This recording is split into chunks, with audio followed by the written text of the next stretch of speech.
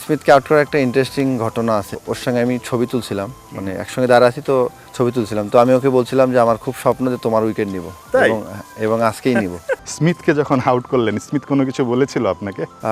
স্মিথকে out করার একটা interesting ঘটনা আছে, যেটা হচ্ছে যখন হার্ডেল হয়, হার্ডেলের আগে সবাই উইকেট দেখে। তো ওর সঙ্গে আমি ছবি তুলছিলাম, মানে একসঙ্গে দাঁড়া আছি তো ছবি তুলছিলাম। তো আমি ওকে বলছিলাম যে আমার খুব স্বপ্ন যে তোমার উইকেট নিব, তাই?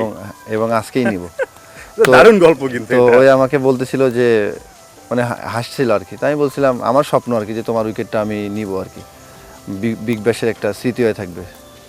তো এতটুকু আর কি। আচ্ছা, যখন আউট করলেন, মানে আমি যতটুকু দেখেছি খুব ডিসঅ্যাপয়েন্টেড হয়ে গিয়েছিল স্টিভেন স্মিথ, মানে খুব রাগান্বিত হয়ে আসলে মাঠ থেকে বেরিয়ে যাচ্ছিলেন। সো এরপরে কি আর কথা হয়েছে যে তোমাকে বলেছিলাম যে আউট করবে এবং সেই আউটটা করেছি, এটা কি আপনি তাকে বলতে পেরেছিলেন পরবর্তীতে? ম্যাচ শেষ করে আমি ওর কাছে গেছিলাম, তো জাস্ট হাই হ্যালো করার জন্য, যেহেতু অনেক বড় লিজেন্ড, সবসময় তো আর সাথে পাবো না। তো আমি জাস্ট এমনি দেখা করতে গেছিলাম, এমনি হ্যান্ডশেক করছি। জাস্ট শেষ করে আসার সময় জাস্ট বলছিলাম রিমেম্বার, আমি তোমাকে বলছিলাম এটা।